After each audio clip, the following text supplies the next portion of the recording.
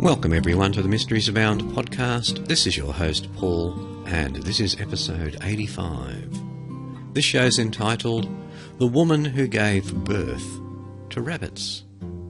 It's been quite a while since the last Mysteries Abound podcast, but as you probably know by now, I'm in the middle of moving homes. We only have 1 week to go, and we can move in, and I can set myself up with a new studio in one of the bedrooms, instead of having to wait for everyone to leave from the house where I'm currently staying. It's been good, but it'll be nice to have my own place. Anyway, that's enough. On with the show. Our first article this week comes from the mentalfloss.com website. The creepiest thing ever. L'Inconnu de la Seine by Chris Higgins. In the early 20th century, a popular piece of art for the fashionable French home was L'Inconnu de la Seine. The translation means the unknown woman of the Seine. A completely creepy death mask of a young woman whose body had been pulled from the Seine River in Paris sometime in the 1870s or 1880s. As the somewhat questionable story goes, a pathologist at the morgue found the unknown woman's face enchanting, so he made a death mask, a plaster casting of her face. The resulting cast was widely reproduced and became both a popular objet d'art as well as extremely influential to writers, artists and indeed young girls who attempted to replicate her dead looks. And you thought your friends were goth in high school. Having said all that, there are some questions as to the real origin of the mask. Whether its source was indeed a dead woman, or if it was a life mask from an unknown living woman who never spoke up. But let's just stick with the standard story and see how creepy it gets, shall we? As Wikipedia explains, in the following years, numerous copies were produced. The copies quickly became a fashionable, morbid fixture in Parisian bohemian society. Albert Camus and others compared her enigmatic smile to that of the Mona Lisa, inviting numerous speculations as to what clues the eerily happy expression in her face could offer about her life, her death, and her place in society. The popularity of the figure is also of interest to the history of artistic media, relating to its widespread reproduction. The original cast had been photographed, and new casts were created back from the film negatives. These new casts display details that are usually lost in bodies taken from the water, but the apparent preservation of these details in the visage of the cast seemed to only reinforce its authenticity. Critic A. Alvarez wrote in his book on suicide, The Savage God, "I am told that a whole generation of German girls modelled their looks on her." According to Hans Hesse of the University of Sussex, Alvarez reports, "The Inconnu became the erotic ideal of the period, as Bardot was for the 1950s. He thinks that German actresses like Elisabeth Bergner modelled themselves on her. She was finally displaced as a paradigm by Greta Garbo." But wait, it gets creepier. Have you ever taken a CPR class? Then perhaps you've locked lips with L'Inconnu. In 1958, the woman's face was used on the first CPR doll, dubbed Rescue Annie. Some have thus called hers the most kissed face of all time. Despite all these kisses occurring roughly 80 years after her death. No, not creepy in the slightest. L'Inconnu de la Seine was a major inspiration for artists of all kinds. In Influence and Authenticity of L'Inconnu de la Seine by Anya Zeidler, it is revealed that L'Inconnu influenced artists including Albert Camus, Rainer Maria Rilke, and Anais Nin, among others. You can read more about the L'Inconnu de la Seine at Wikipedia and check out confirmation of the Rescue Annie story from Snopes. But whatever you do, do not stare at her eyes for more than 30 seconds, or they will fly open and you will lose your mind. Okay, I made that last part up, but why not throw some more creepiness on the pile?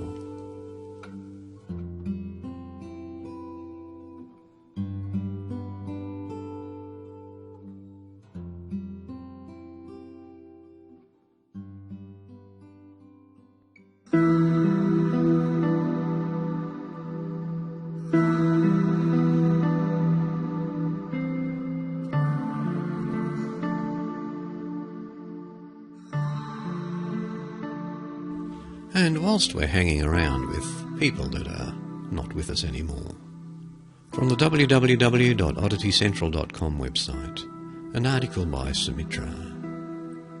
Mystery surrounds Colombian cemetery that turns buried bodies into mummies.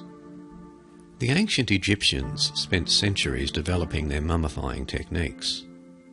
But at a cemetery in San Bernardo, a small Colombian town, corpses somehow become naturally mummified in their coffins.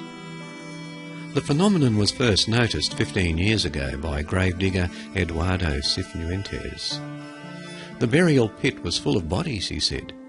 I didn't like stepping on them because they were human like us, so I started organising them. It's only because of Eduardo's efforts that the mummies are being talked about. He said that the mummified bodies had been around since about 1957, but no one paid any attention to them. I like the idea of keeping them for posterity, he said. With the passage of time, the mummies' clothes and skin have turned brown. Their skin looks pasty and wrinkled. Scientists have no idea why this is happening. The only other site in Latin America where natural mummification takes place is the Guanajuato, a town in central Mexico where underground gas and soil conditions are the secret. But the same cannot be said for San Bernardo, because bodies are buried in chambers above the ground, as is customary in Colombia, so they do not come in contact with the earth. Locals have a few explanations of their own. Some attribute it to the purity of the village water and lack of chemical additives in their food. A few of them think the ground temperature of the village is conducive to the mummification process. Some think it's because of two unusual fruits in the local diet, guatilla and balu. Guatilla is a hard fruit about the size of an orange. It is deep green in colour with thorns on the skin.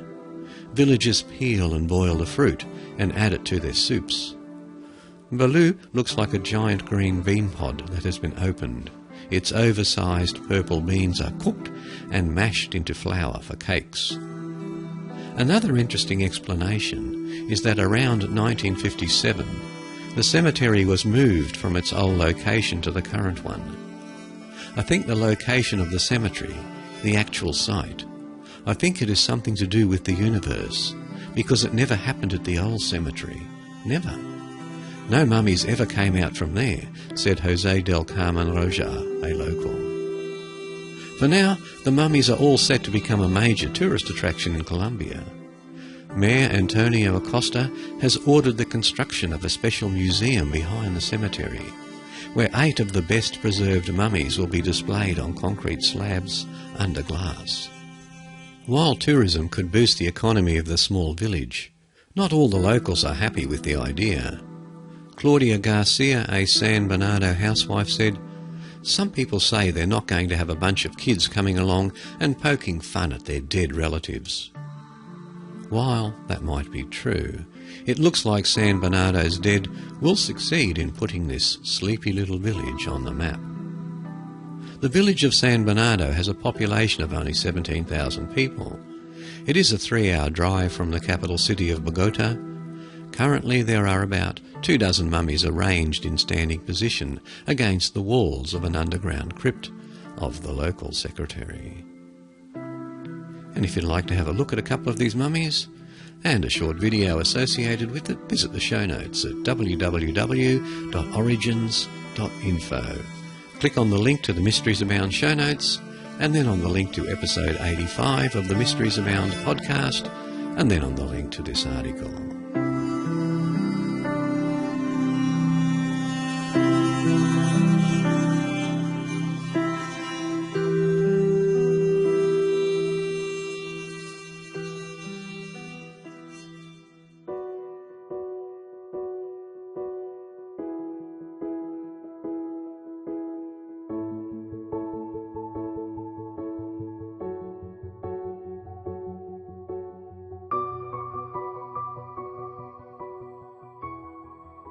And from the www.telegraph.co.uk website, phobias may be memories passed down in genes from ancestors.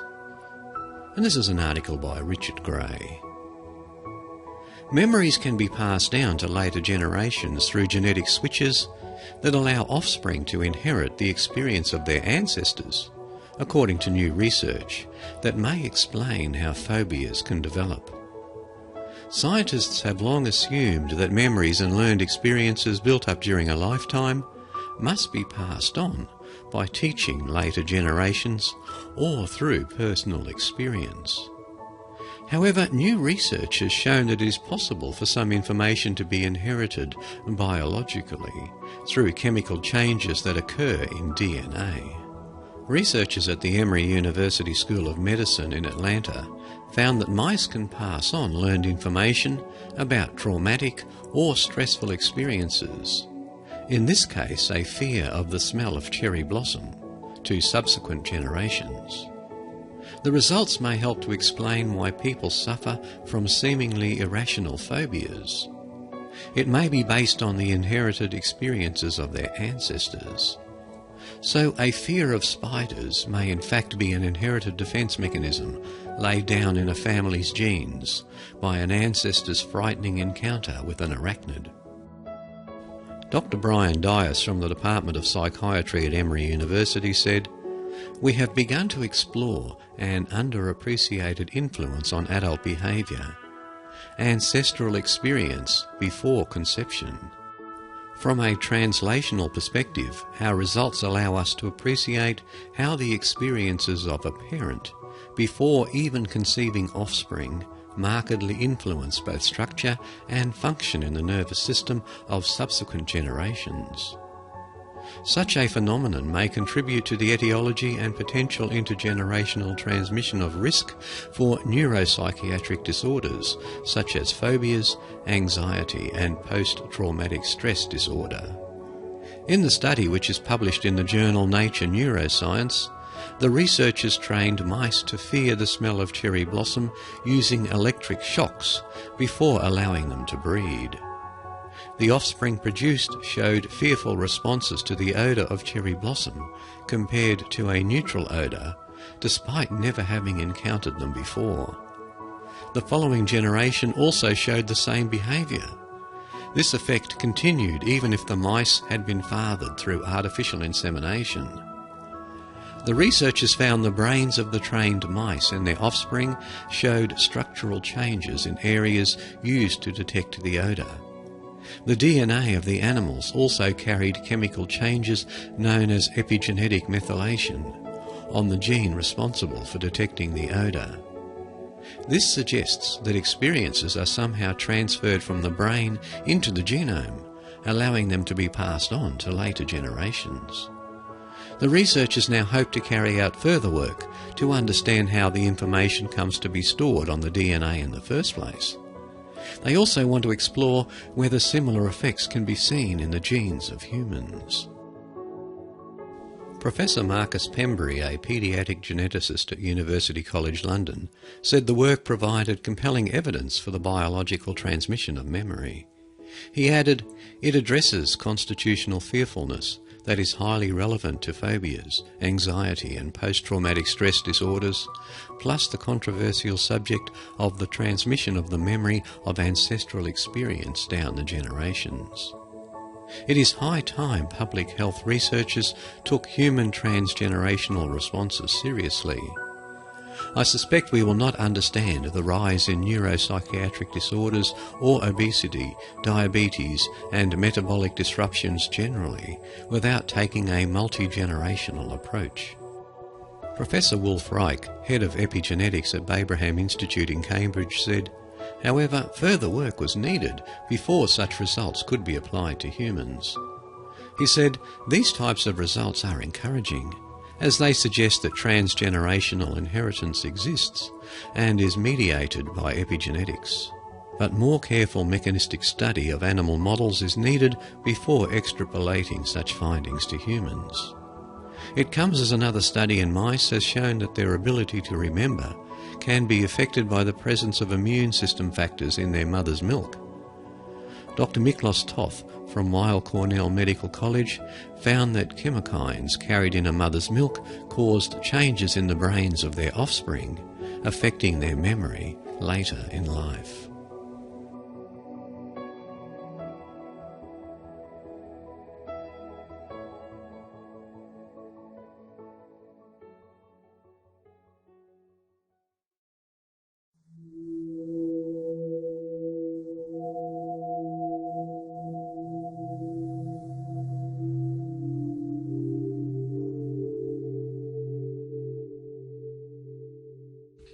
It was September 27, 1726, and Mary Toft was going into labour. The 24-year-old peasant who worked in hop fields of rural England called out for her neighbour, Mary Gill. Gill rushed inside Mary's house and found her squirming in pain. Then something unusual happened. Mary hovered over a bucket and gave birth to a monster. The Woman Who Gave Birth to Rabbits by Lucas Riley, and this is from thementalfloss.com. It was a ghastly but miraculous birth. Gill ran to find Mary's sister-in-law, a midwife by trade, and told her the baffling news. The baby looked like a rotten jumble of animal parts. The family quickly sent the remains to a local surgeon, John Howard, a man with over 30 years of experience delivering babies. Howard inspected the remains, writing that they resembled 3 legs of a cat of tabby colour and 1 leg of a rabbit. In them were 3 pieces of the backbone of an eel. Yes, an eel. Howard was sceptical, but begrudgingly visited Mary. He complained that she was difficult to work with. Mary is of a very stupid and sullen temper, he later wrote. But then it happened before his eyes. Mary gave birth to a baby bunny. It was like magic, except the rabbit wasn't coming out of a hat. The proud mother of a cat-eel monster, Mary became a local celebrity. Over the next month, Howard witnessed Mary give birth to 8 more baby rabbits, and more were on the way. He preserved the bodies in alcohol and sent letters to prominent physicians all over England about the mystery. On November 9 he wrote, "I've taken or delivered the poor woman of 3 more rabbits, all 3 half-grown, one of them a dun rabbit. The last leapt 23 hours in the uterus before it died. As soon as the 11th rabbit was taken away, up leapt the 12th rabbit, which is now leaping. If you have any curious person that is pleased to come post, may see another leap in her uterus, and shall take it from her if he pleases. I do not know how many rabbits may be behind." One physician who received Howard's letter was the surgeon to King George I, Nathaniel St. Andre. The king was curious, so he sent St. Andre to investigate. It could not have been a worse choice. St. Andre was obviously no fan of the scientific method. He believed Mary's case before stepping in the door. St. Andre wasn't known for his medical prowess anyway. George only gave him the gig because he spoke German, the king's native language. When St. Andre visited Mary, he felt her belly and confidently deduced that the rabbits were forming in her right fallopian tube. The belief cemented when he personally helped Toft deliver a rabbit's head, her 15th. Over the coming weeks, Mary became a national sensation. On November 19, 1726, Mist's Weekly Journal reported, "From Guildford comes a strange but well-attested piece of news, that a poor woman who lives at Godalming, near that town, was about a month past delivered by Mr. John Howard, an eminent surgeon and man midwife, of a creature resembling a rabbit. About 14 days since, she was delivered by the same person of a perfect rabbit, and in a few days more after of 4 more. They died all in bringing into the world." For rabbit-peddling merchants, the gossip was a terrible blow. The public was disgusted. Rabbit stew dropped from Britain's supper tables. The public horror was so great that the rent of rabbit warrens sank to nothing, and nobody, till the delusion was over, presumed to eat a rabbit, recorded James Caulfield. Doctors and the public believed Mary's story because of a popular pseudoscientific theory circulating at the time called maternal impression. They believed that a mother's emotions and imagination could cause birth defects and disorders. A pregnant woman who was startled by a rabbit, as Mary claimed, could easily pollute the fetus with her thoughts, leading her to pop out baby rabbits. This wasn't just a crackpot idea from the 1700s. It lasted until the early 20th century. King George followed the hype closely, so he sent another surgeon, Cyriacus Allers, to triple-check. Unlike his fellow medical men, Allers didn't buy into the maternal impression theory, so when he visited Mary, he wasn't impressed. Despite witnessing 7 rabbit births, the count had now reached 17, Allers remained sceptical. On November 29, Mary was taken against her will to London for study. She was locked away in a bathhouse. With King George's court expectantly ogling her, Mary suddenly stopped having rabbits. She did, however, break into a nasty fever, slipping in and out of consciousness. While the dukes took turns watching Mary, Allers dissected some of the specimens in his lab. Something he found wasn't right. The rabbits appeared to have been cleaved with a knife, and one contained droppings full of corn and hay. By December the 4th, the jig was up. A porter was caught sneaking a baby rabbit into Mary's chamber. When questioned, he claimed she had bribed him. A separate investigation found that over the past few months, Mary's husband had bought a suspicious number of rabbits from the town's merchants. Evidence was mounting. On December 6, the court told Mary they would perform a painful experimental pelvic surgery to see what made Mary so unique. To quote, they said they were going to send in a chimney sweep's boy. On December 7, Mary confessed that it was all a hoax. For St. Andre, the timing was terrible. Days earlier, he had published a 40-page pamphlet called A Short Narrative of the Extraordinary Delivery of Rabbits. He explicitly bet his name on the account's authority. His reputation fell into shambles. He lost his job, and the whole medical community became London's laughing stock. But how did Mary dupe the king's team of smarty-pants physicians? Truth is, Mary had been pregnant earlier in the year, but miscarried. While her cervix was still open, an accomplice inserted the body of a cat and the head of a rabbit, which her unwitting neighbour helped deliver. As the ruse became more elaborate, Toft sewed a special pocket in her skirt where she hid bits of filleted rabbit. When the doctors weren't looking, she'd tuck them inside herself and feign labour. Mary believed it was her ticket out of poverty. In her words, it was to get so good a living that I should never want as long as I lived. Back then, freak shows featuring human oddities like co-joined twins and legless magicians were popular ways to rake in the dough. Mary was sure they'd have room for a lady pregnant with rabbits. But Mary didn't make a penny from the charade. She was thrown in jail for 5 months and came home just as poor. When she died in 1763, the parish epitaph read, "Mary Toft, widow, the impostress rabbit."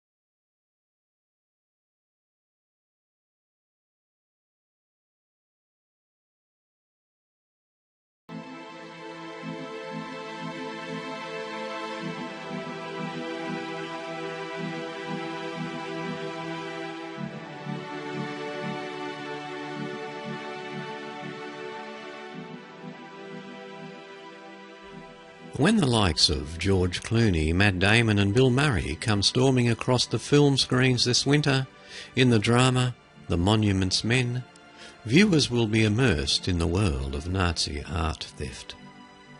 The Monuments Men were a group of some 300 Allied officers charged with locating, protecting and recovering art and monuments that were endangered by the fighting in World War II. They would eventually learn of Hitler's elaborate and highly organised plan to strip Europe of its art. From the edition.cnn.com website, did the Nazis also steal the Mona Lisa? And it's by Noah Shani. Indeed, Hitler had established a military unit solely dedicated to art and archive theft, and made detailed plans to restructure the entirety of his boyhood town of Linz, Austria, into a city-wide super museum containing every important artwork in the world. We have the so-called Monuments Men to thank for the salvation of tens of thousands of masterpieces, among them the estimated 5 million cultural objects stolen during the war. But while the film will focus on 2 great trophies, Jan van Eyck's Adoration of the Mystic Lamb and Michelangelo's Rouge Madonna, there will be something of an elephant in the screening room, for a fascinating question remains, and one with a complicated answer. Did the Nazis steal the Mona Lisa? The answer is that they thought they did.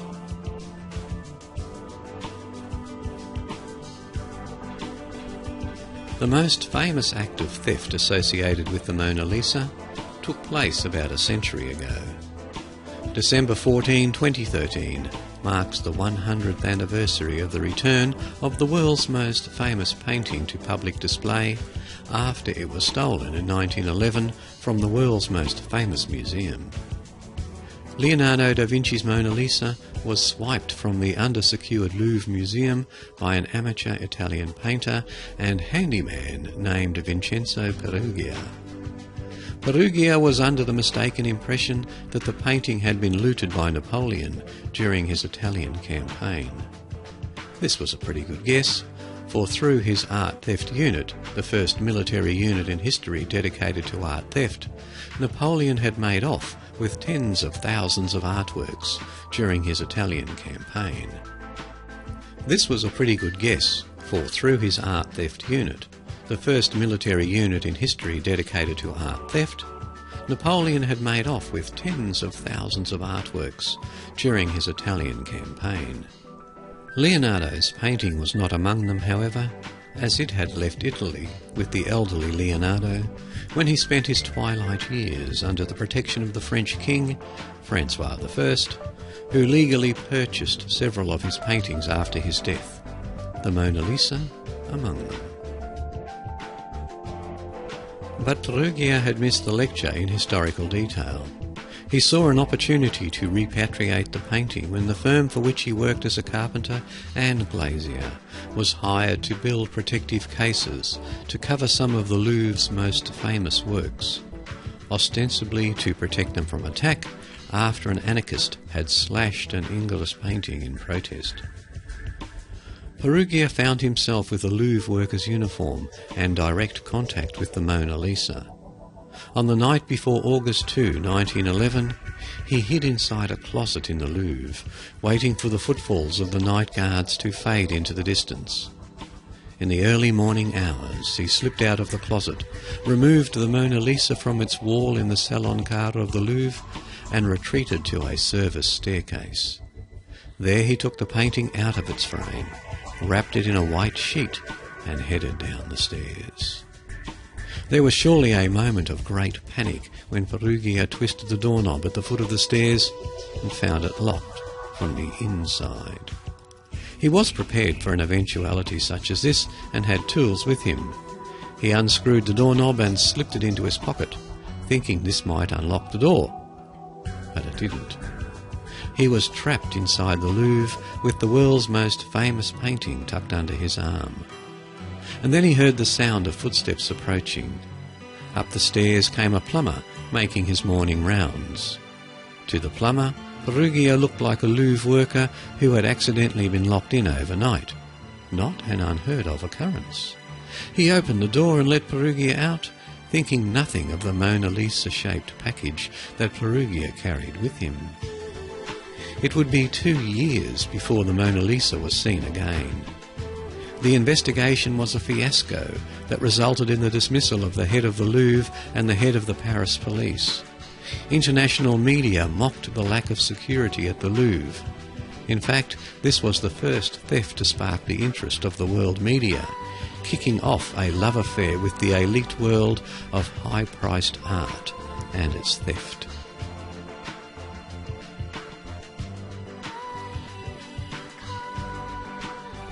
The most cinematic and resounding success for the Monument's men was the salvation of the 12,000 masterpieces destined for Hitler's planned Linz Museum, which was stored in an ancient salt mine at Alsace in Austria, which had been converted by the Nazis into a secret stolen art warehouse.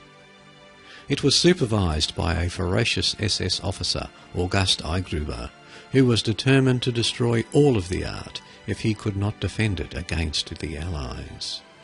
This is where the most famous pieces were kept, including gems by Vermeer, Raphael, Rembrandt, and a who's who of old master artists. But there is some confusion as to whether the Mona Lisa was there as well.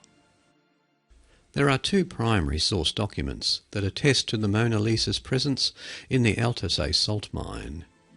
The report of a secret mission called Operation Ebensburg, in which 4 Austrian double agents were parachuted into the Alps to delay the destruction of the Alsace mine until the Third Army could arrive, stated that the double agents saved such priceless objects as the Louvre's Mona Lisa. Another document from the 12th of December 1945 notes that the Mona Lisa from Paris is included in 80 wagons of art and cultural objects from across Europe that were found in the mine. And yet there is no record beyond these 2 documents of the world's most famous painting being part of the world's most famous hoard of looted art. Surely that would have been noteworthy, a rescued prize as famous as the adoration of the mystic lamb.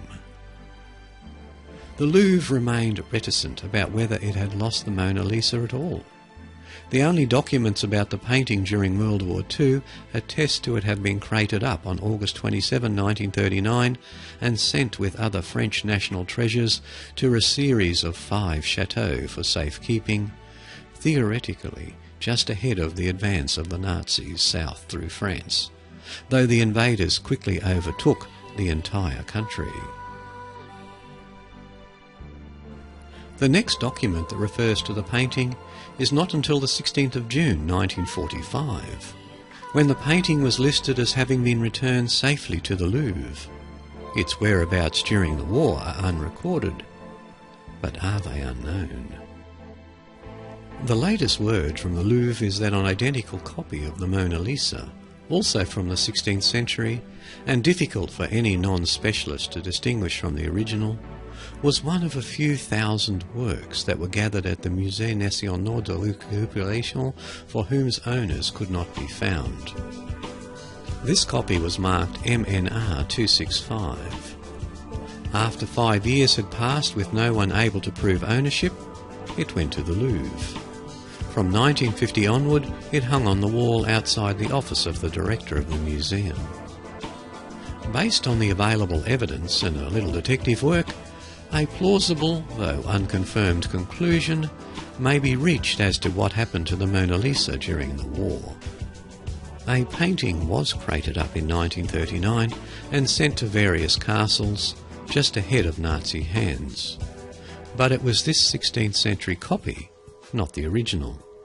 Knowing that the Mona Lisa would be such an obvious target for Nazi art hunters, the Louvre may have kept the original hidden in Paris, while the copy led the Nazis on a wild goose chase.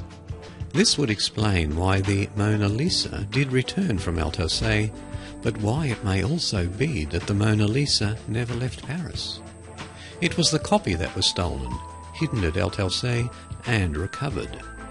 Some who saw it assumed it was the original, while others, specifically the art-savvy monuments men who catalogued the art saved from the salt mine, recognised that it was only a copy.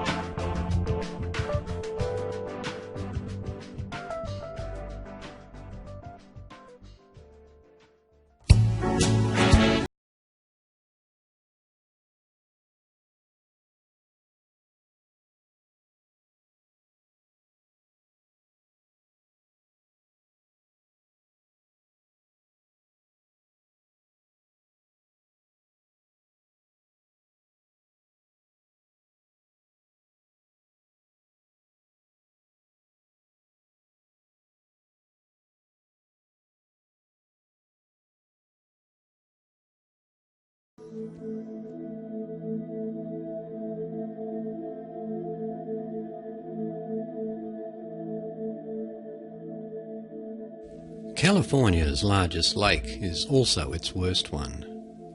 As you drive past it, you get to see pristine white beaches with blue waters, but if you climb out of your car and take a closer look, I wouldn't recommend this, you suddenly realise how horribly depressing the place is. The white sand is in fact not sand at all, it is just pulverised bones from the millions of fish that died there. The water is actually murky brown, the blue colour is only a reflection of the desert sky, and you cannot possibly ignore the putrid stench, like a large fish market that only sells rotten fish. Salton Sea Beach, a graveyard made up of millions of fish bones. And this is written by Sumitra, and it's from the odditycentral.com website. The very existence of Salton Sea is an accident. It formed in 1905 when an irrigation canal from the Colorado River broke after heavy rainfall. The river burst through the banks of the canal, and millions of gallons of water spilled over into a dried-out lake bed in the California desert. Salton Sea had its heyday in the 1950s and 60s. It was a popular tourist attraction back then, marketed as a miracle in the desert. Over 500,000 visitors flock to the beach every year. Celebrities like the Beach Boys and Sonny Bono are regular visitors. They came to swim and drive speedboats.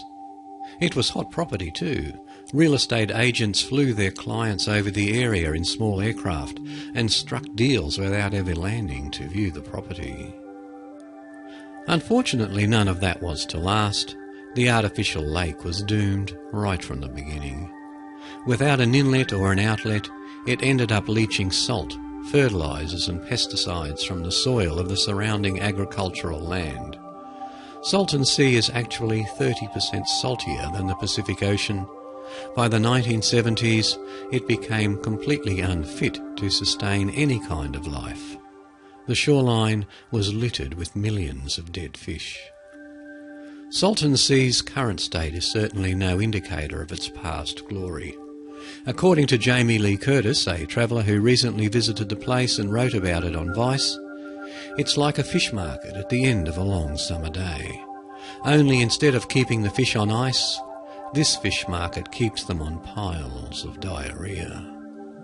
Jamie Lee wrote that he visited a few local attractions around the beach as well. The world-famous International Banana Museum and the Salton Sea History Museum, neither of which were operational. When he spotted a man fishing with his 2 sons in a creek, he stopped to speak to them. "There's no fish here. I just do this to get my sons out of the house," the man said. The Vice article featured apocalyptic photographs of abandoned homes and broken structures at the town of Bombay Beach, which used to be the most developed part of Salton Sea. As the lake began to burst its banks, the town was flooded on a regular basis. In the 1980s, local authorities built a dike around half the town. The dry side of the dike is doing slightly better, but it certainly isn't a thriving settlement. The only people who visit Salton Sea these days are documentary filmmakers or people who are into disaster tourism. According to a BBC report, the worst part isn't the water or the shore, but the stuff that lies at the bottom. If the lake were to dry out at some point, it would unleash clouds of toxic dust across Southern California. Let's hope that that doesn't happen anytime soon. If you'd like to see a few photographs and a little video about it, visit the show notes at origins.info and click on the link to episode 85 and then on the link to this article of the Mysteries Abound podcast.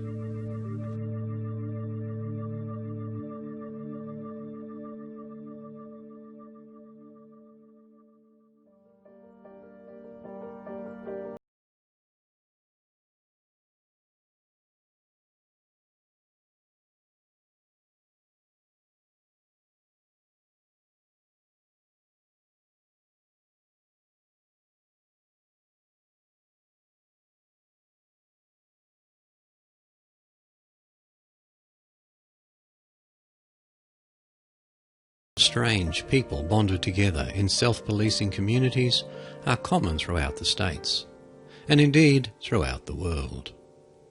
Pennsylvania is no exception.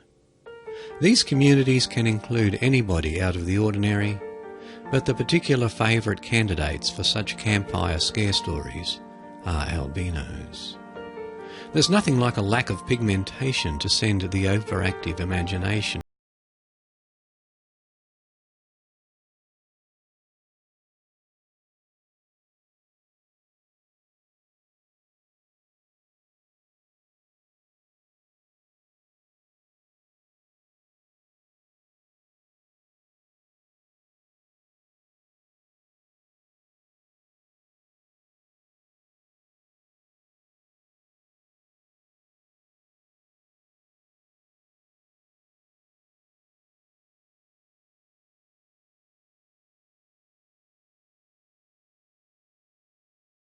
these stories as what they are, good fun, and not a call to single out any group for unpleasant treatment. Every rural area in the country seems to be inhabited by a reclusive band of albinos. We here in Sellersville, Pennsylvania, have our own. These cannibalistic, child-stealing, rock-salt shooting, circus-escaping, inbreeding clan of albinos are said to live high up in the woods on Haycock Mountain and were the stuff of legend in my childhood. They're said to waylay unwary travellers and eat them. They supposedly sometimes raid local farms for livestock and leave gruesome evidence behind. Local police know of their existence and are scared to go up the mountain. They live in a huge concrete house with no windows and throw firecrackers at passing cars in the middle of the night. They hide in trees and drop down onto unsuspecting hikers, dragging them away to become dinner for the rest of the clan. They block back roads and perform unspeakable rites.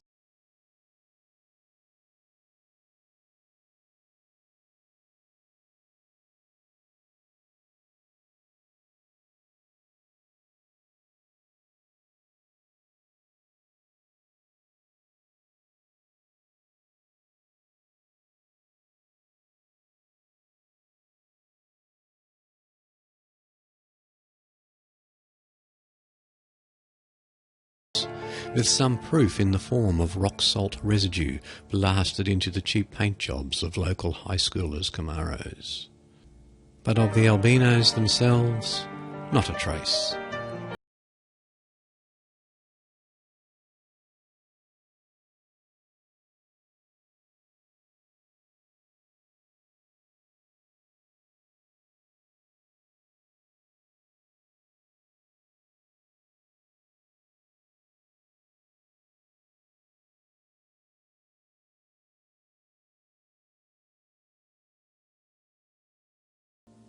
There's a place we call Ghost Mountain, actually Haycock Mountain, near an old covered bridge where local legend has it that someone had hanged himself.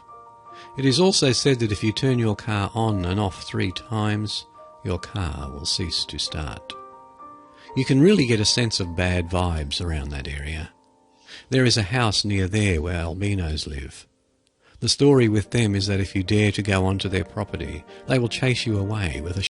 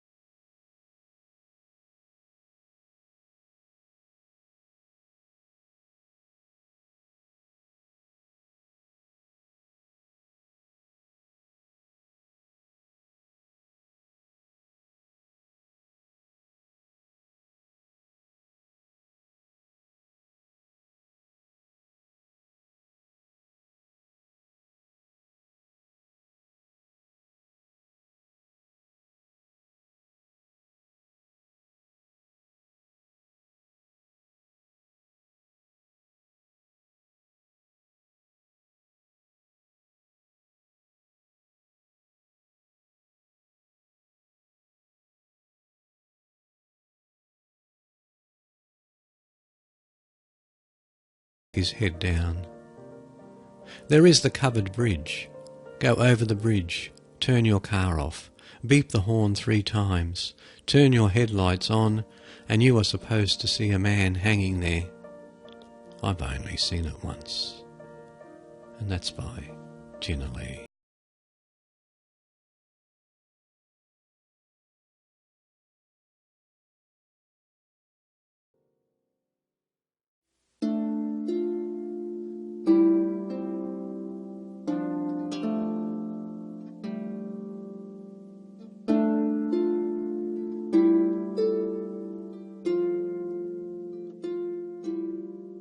The music for today's podcast came from the musicalley.com website. The bandwidth is provided by TalkShoe at www.talkshoe.com. And remember, we have a Facebook page where you can find out what's happening with the podcasts, when they're due, why there may be a delay, or whatever's going on. www.facebook.com/Paul Rexy. or you can get there from the Facebook link at the show notes. And the show notes are held at the Origins podcast website, www.origins.info. And Origins is ORIGINZ. And on the front page of the Origins website are two icons. Click on the one for Mysteries Abound, and it will take you to the Mystery Abound show notes link. I'd like to say a big thank you to Sean Yarnell and Sky Norton for providing a donation to the podcast. And these two lovely people have done it as a monthly subscription, so it's greatly appreciated. And if you'd like to make a donation to the podcast to help with its production costs and its upkeep, you can do so through a link on the front of the show notes page.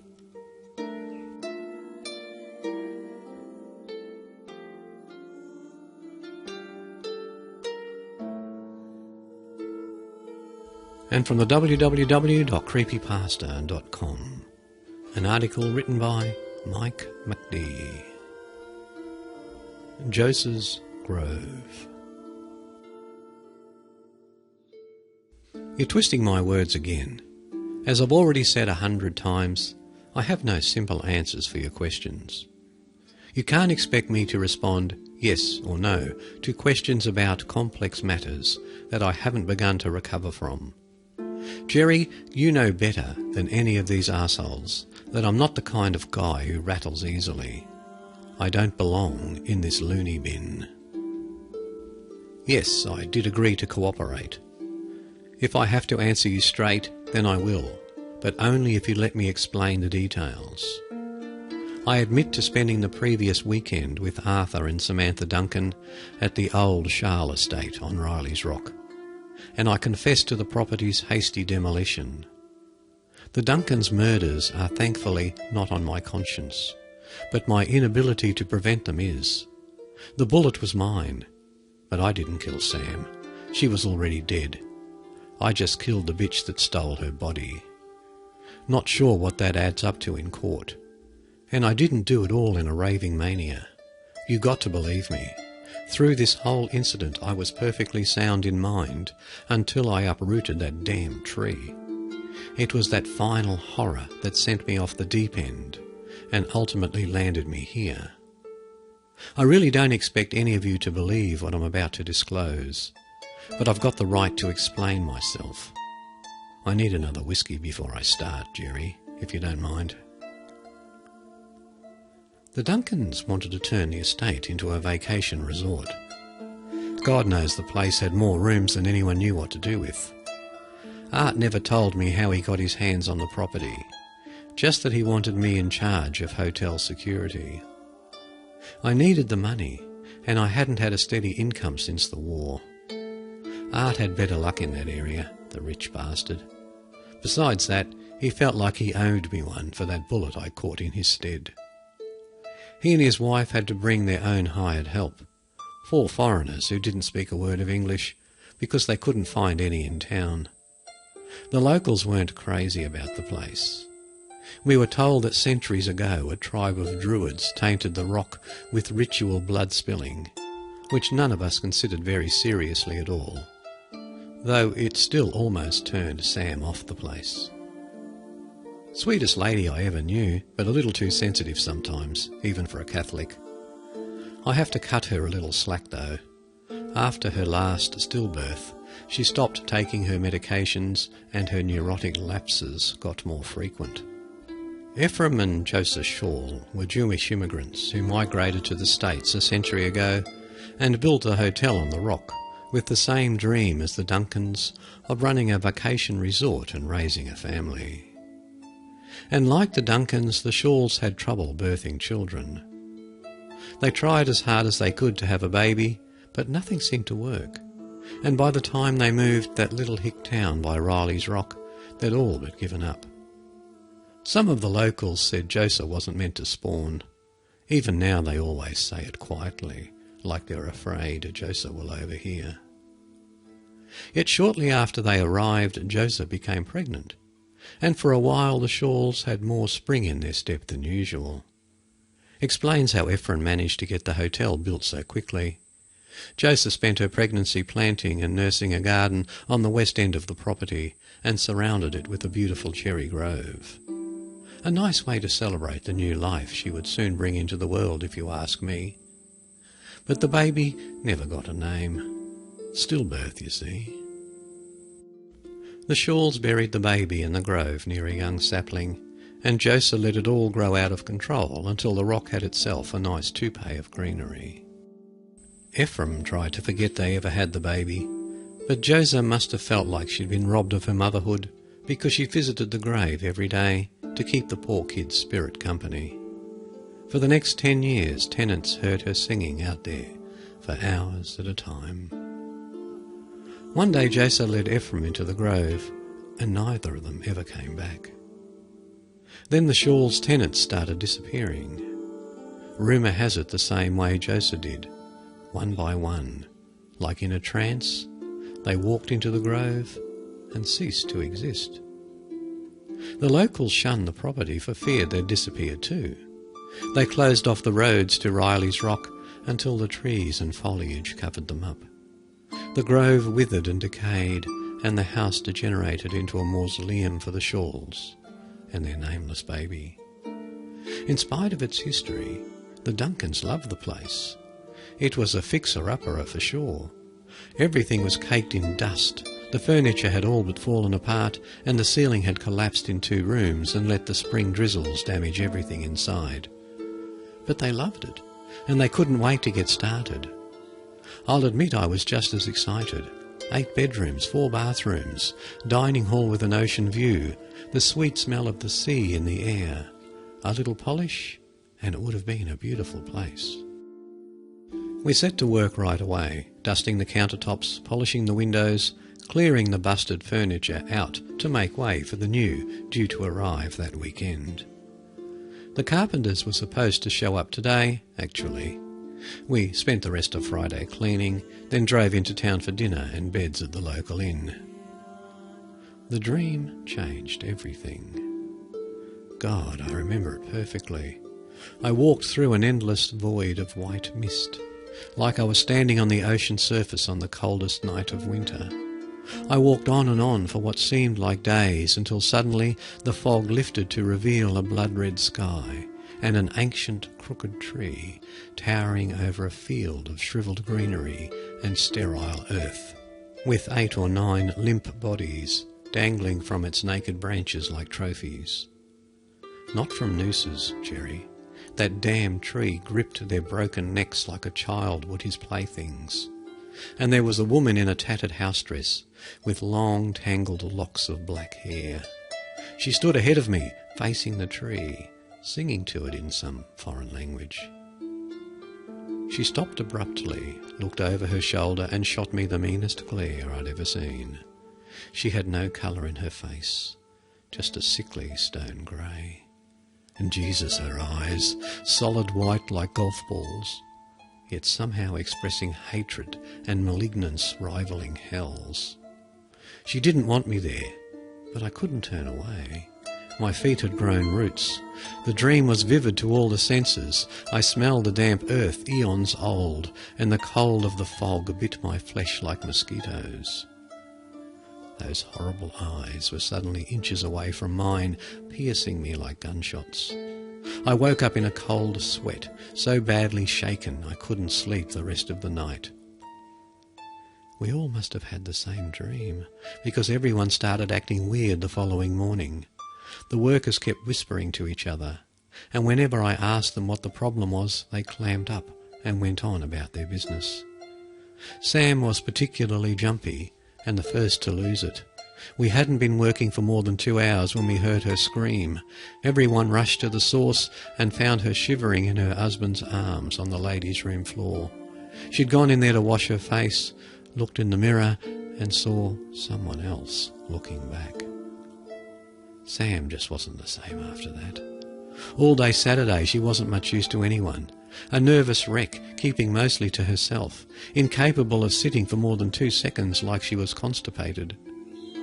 Twice I caught her staring out the dining hall windows towards Jozsas Shaw's grove of dead trees. She just stood there, staring. And when I said her name, she'd snap out of it and go about her day like it never happened. She didn't even remember walking into the room. Art wasn't happy, let me tell you. Sam's neurotic behaviour had been grating on him for months. But this was the worst she'd ever been.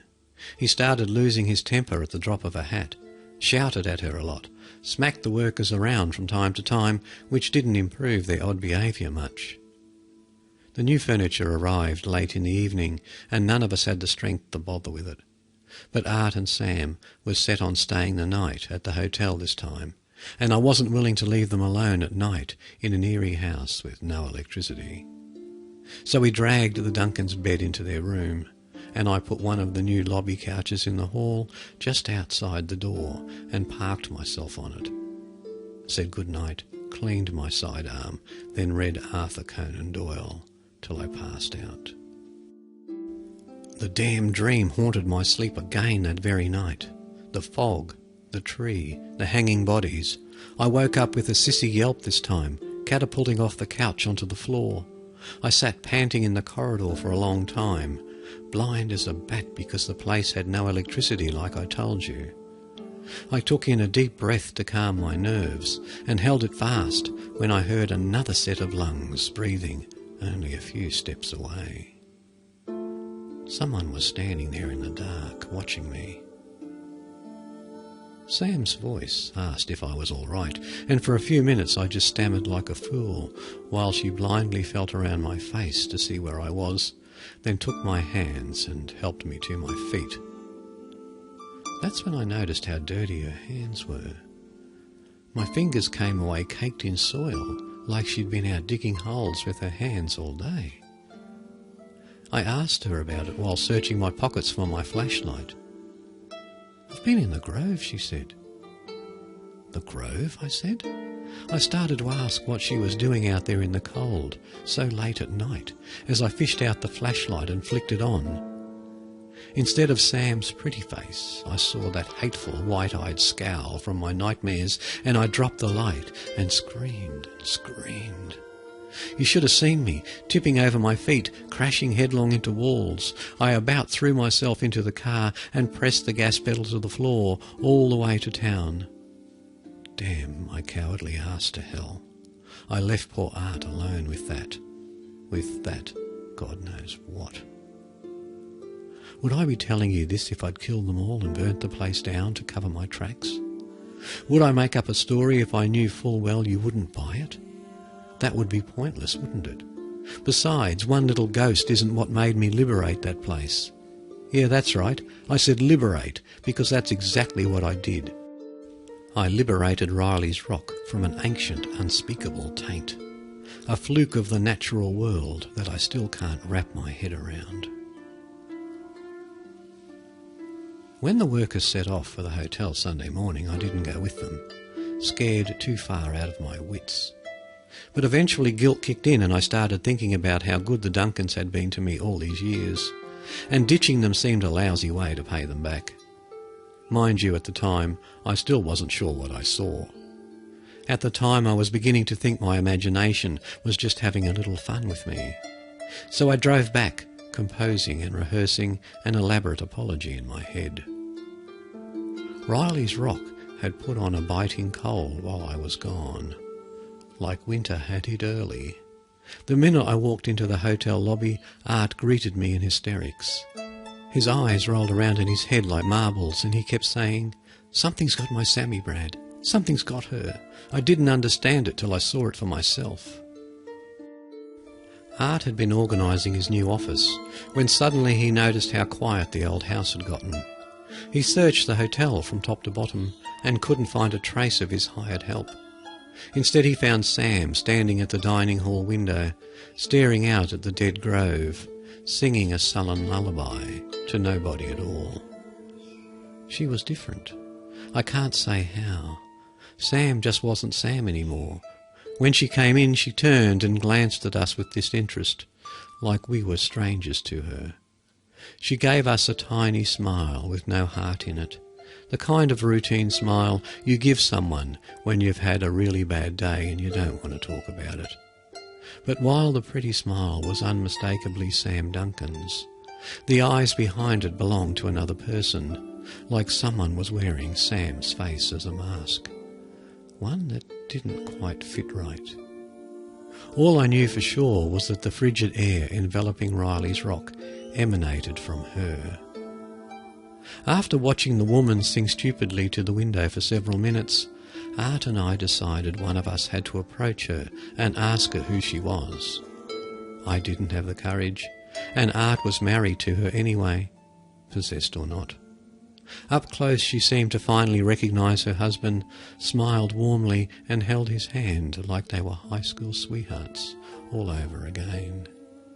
Goosebumps swept up his arm like she was icy to the touch. "Come with me to the grove," she said. "Come and see our baby." He kept at Sam's heels in a dog-like trance as she went out the door, maybe enslaved by that dreadful urge to see what horror was yet to come, the same urge that goaded me into following them. God help me, I followed them, Jerry. I followed them into that sea of shriveled trunks and crooked branches, to the barren garden in its belly. I followed them to that horrid black tree, the one that tortured me in my sleep for 2 nights, the only still living thing in the entire garden, whose bald boughs perked up when it felt the 3 of us approaching. Sam kept singing those damned lullabies, while the tree somehow swayed in time. A terrible unseen force beckoned us. Art walked right up to the ugly thing and put his hand on its trunk. He suddenly jerked his hand away in horror and looked at me with a dismayed expression. I'll never forget. His mouth opening fish-like as if trying to find the words to share an awful revelation with me. Our eyes instinctively fell to the ground. One of us screamed, but I don't know which. The Duncans' missing servants hadn't wandered far. 4 pale, shrivelled faces peeked up at us from the soil at our feet like sprouting cabbages, their dead eyes gazing blindly towards the stars. As the great tree twitched, one of them shifted slightly and sank another inch. Jesus, it was like a nightmare. Art's feet vanished. Something took hold of him and pulled him down into the earth. He clawed at the air for something to hold on to, unable to tear his eyes away from that hideous crop of human heads.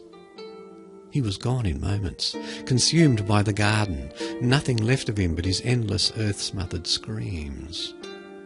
The tree stood still for a moment, as if surprised. Sam continued singing. Something brushed my feet, something alive, a barracuda, taste-testing its prey. Suddenly my limbs thawed, and I turned and ran. I ran through the house and into the woods. The thorny bushes and sharp branches thrashed me bloody, and I didn't care. I ran, and I didn't stop for breath until I made it to a telephone. You're giving me those funny looks again, but I'm telling you, if you'd only been there with me, your hands would be shaking as badly as mine. Hell, you probably wouldn't have the guts to talk about it again, let alone make the return trip to do what I did, to do what had to be done. Jerry, give me another whiskey, or I'm not going to make it through this. I came back with the oil later that evening. More than anything, I wanted to get Sam out of there in one piece. But if I went back to that hotel and found somebody else in her skin, I was going to shoot her right between the eyes. Judging by the charred remains you recovered from the ruins, I think you know how things turned out. She tried to lead me into the grove, Jerry. She wouldn't have done it to me too. You know I love Sam. I couldn't let that thing parade around in her body. Just the thought of it turns my stomach. I cremated her with the rest of the house. I burned the grove too, and boy, all that dead foliage just lit right up like tissue paper. That nightmare tree was the last to go when all the others had turned to ash. It crackled and blazed and snapped back and forth like a hooked fish. As it wilted in the fire, something cried out from beneath the ground. A piercing, childlike wail that nearly shook Riley's rock out of its seat. The next morning, when the flames finally died, I rented the crane to tear that monster up by the roots and make sure it was dead, and had only just finished the job when you all arrived at the scene and found me raving and cackling in the courtyard. Judging by the way you've treated me, not one of you must have laid eyes on that abomination. But the forensic team is combing the ruins as we speak, right? They're bound to find it right where I left it. I can't wait to see the photos. You'll believe those, I bet. You'll take one look at those roots, and my guess is you'll all be raving and cackling too. I counted around 14 bodies tangled in them, dry and black and shriveled like prunes, every drop of fluid sapped out of them. There might be as many as 20 or even 30, but I stopped counting when I found the husk that used to be Jozsas' shawl. She was easy to identify because her baby, that monstrous infant thing the roots sprout and slither out from like a sea anemone, was hugging her close, like a crusty old teddy bear. Kinda precious when you think about it.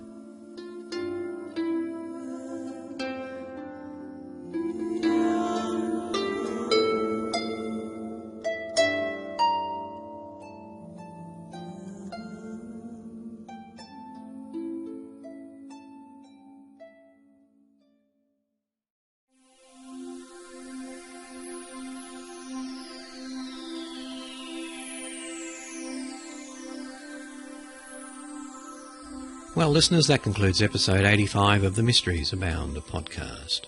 Hope you enjoyed today's show and hope to see you all again, whether it be another Origins podcast or another Mysteries Abound.